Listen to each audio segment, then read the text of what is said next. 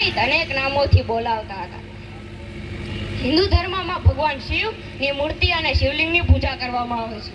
તમે બધાને એવું જાણવામાં આવે છે કે જે ભક્ત શિવલિંગની સાચા મનથી પ્રાર્થના કરે છે તેની બધી જ મનોકામના પૂરી થાય છે.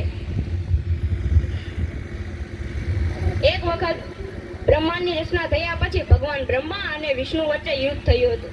તે બંને પોતપોતાને સૌથી શક્તિશાળી સાબિત કરવા માટે વ્યસ્ત થયા હતા. તે જ વખતે આકાશમાં એક પથ્થર આવ્યો અને એવી આકાશવાણી થઈ કે જે આ પથ્થરનો અંત શોધશે તેને શક્તિશાળી માનવામાં આવશે. પથ્થરનો અંત શોધવા માટે ભગવાન વિષ્ણુ છે તે પાતાળમાં નીચે ગયા અને ભગવાન બ્રહ્મા છે તે આકાશમાં ઉપર ગયા. કોઈને પણ પથ્થરનો અંત ન મળ્યો. છેવટે ભગવાન વિષ્ણુએ હાર માની લીધી. ભગવાન બ્રહ્માએ વિચાર્યું કે હું હાર માનીશ તો વિષ્ણુ શક્તિશાળી ગણાશે. એટલા માટે ભગવાન બ્રહ્માએ કહ્યું કે મને શિવલિંગનો છેડો મળી ગયો છે. ફરીથી આકાશવાણી થઈ કે હું શિવલિંગ છું, મારો ન તો અંત છે ન તો શરૂઆત. શિવલિંગ બે શબ્દોનું બનેલું છે, શિવ અને લિંગ. શિવ એટલે કલ્યાણ અને લિંગ એટલે સર્જન. મન, ચિત્ત, બ્રહ્મા, માયા, આત્મા, બુદ્ધિ, અગ્નિ, જળ અને ધરતીમાંથી શિવલિંગનું સર્જન થયું હતું.